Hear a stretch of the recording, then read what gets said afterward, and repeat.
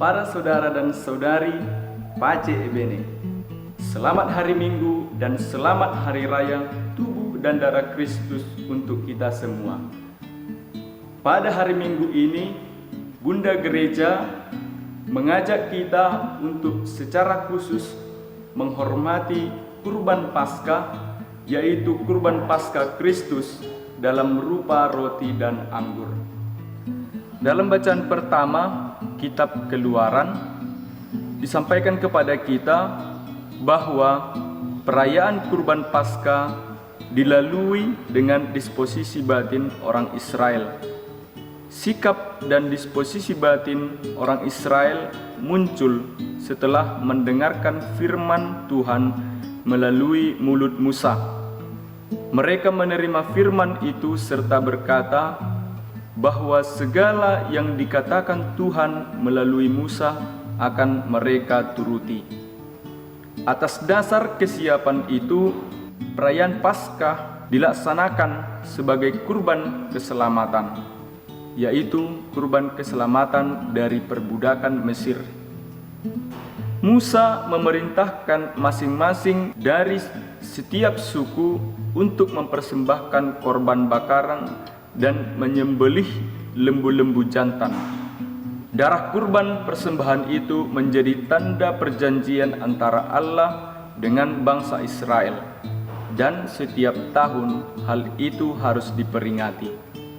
Dalam bacaan yang kedua, surat kepada orang Ibrani disampaikan kepada kita bahwa kurban itu melambangkan Kristus Yesus Imam Agung yang mempersembahkan kurban, dan kurban itu adalah dirinya sendiri demi pengudusan serta keselamatan kita.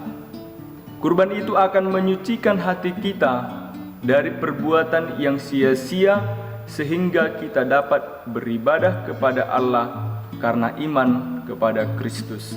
Dalam bacaan Injil Markus bab 14, kurban Paskah dilaksanakan oleh dan dalam Yesus Kristus.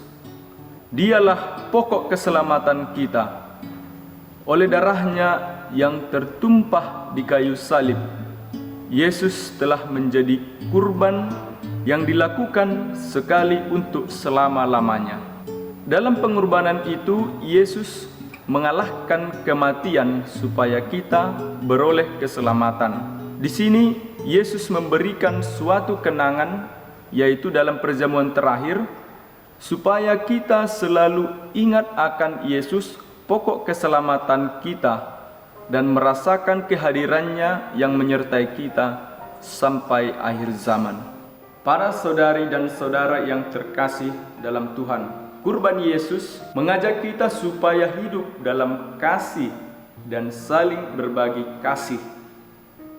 Tubuh dan darahnya diberikan untuk menebus dosa-dosa kita. Kita yang telah menyantap tubuh dan darahnya dalam rupa roti dan anggur, kita bersatu menjadi satu visi dengan Tuhan dalam kesatuan roh.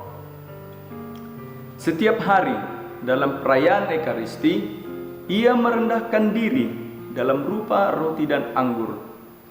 Dalam perayaan itu, kita dipanggil untuk kemuliaan kita di masa yang akan datang.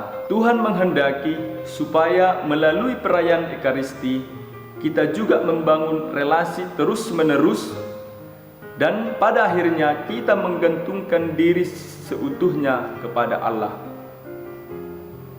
Seperti kita tahu bahwa Yesus menghendaki supaya kasih-Nya dibagikan,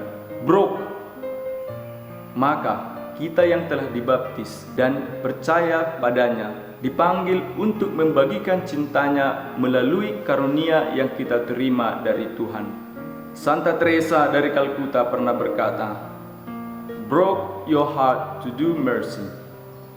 Maka mari para saudara dan saudari, dengan karunia yang kita miliki, kita senantiasa berbagi untuk sesama demi kebaikan bersama dan untuk kemuliaan Tuhan yang telah menebus kita.